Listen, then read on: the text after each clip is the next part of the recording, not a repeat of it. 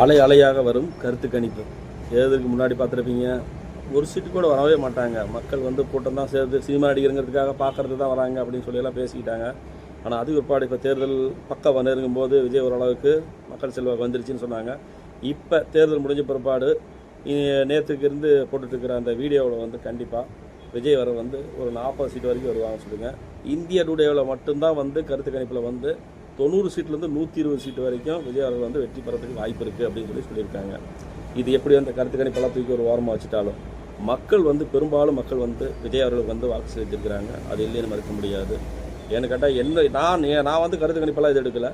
என்னுடைய நண்பர்களோ இல்லை எனக்கு தெரிஞ்சவங்களோ பேசக்கூடிய விஷயங்கள்லாம் எடுத்துகிட்டு பார்த்துட்டா என்னுடைய மகன் வந்து இப்போ தான் முதல் தேர்தலில் வாக்களிக்க போகிறான்.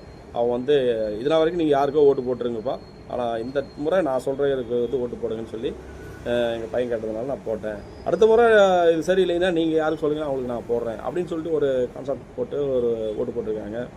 வெளியூர்லேருந்து நிறைய பேர் வந்து நம்ம சொந்த பந்தத்தில் இருக்கக்கூடிய பிள்ளைங்கள்லாம் ஃபோன் பண்ணி வந்து இந்த மாதிரி ஓட்டு போடுங்கன்னு சொல்லி கேட்டிருக்காங்க. அதெல்லாம் அதுக்காக ஓட்டு போட்டிருக்காங்க. பெரியவங்க பெரும்பாலும் வந்து தன்னுடைய ஓட்டை வந்து பிள்ளைகளுக்காக மாற்றி போட்டால் வந்து நிறைய நடந்திருக்குது. இது வந்து தேர்தல் முடிவு கண்டிப்பாக அது வந்து எடுத்துக்காட்டுன்னு நினைக்கிறேன். 90லேருந்து ஒரு 140ங்கிறது 40 சீட்டு தான் வருவாங்கிறதெல்லாம் வந்து கண்டிப்பாக வந்து தேர்தல் 4ஆம் தேதி அன்னைக்கு கண்டிப்பாக இதில் பெரிய ஒரு மாற்றங்களே ஏற்படும். ஏன்னா அந்த அளவுக்கு வந்து இது நடந்துட்டுருக்கு.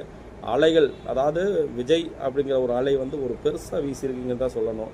அது இல்லைன்னு மறுக்கவே முடியாது. யார் எப்படியோ அது எப்படி கருத்து கணிப்போமோ என்னமோ தெரியாது. ஆனால் இந்த எலெக்ஷனில் வந்து 2 ஆப்ஷன் தான்.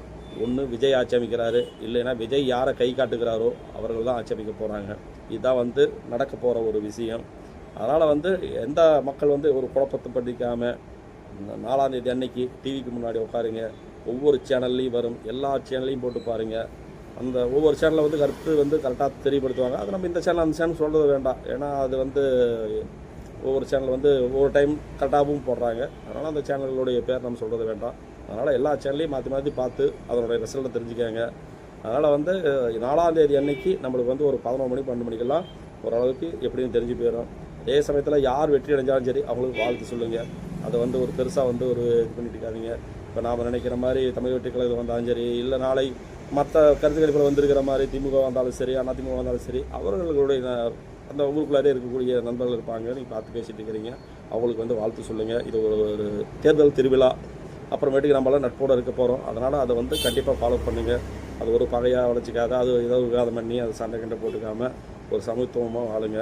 அதனால் வந்து 4ஆம் தேதி வரைக்கும் பொறுமையாக இருங்க. 4ஆம் தேதிக்கு மேலேயும் பொறுமையாக இருந்து யார் வெற்றி பெற்றாலும் சரி, அது நம்ம வந்து மக்களுடைய தீர்ப்பு, மகேசன் தீர்ப்புங்கிற மாதிரி நம்ம ஏற்றுக்கணும்.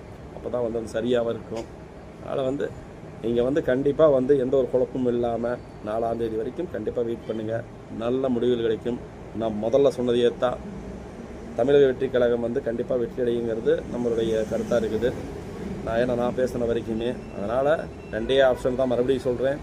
ஒன்று விஜய் ஆட்சி அமைக்கிறாரு, இல்லைன்னா விஜய் யாரை கை காட்டுகிறாரோ அவர்கள் ஆட்சி அமைக்கிறார்கள்.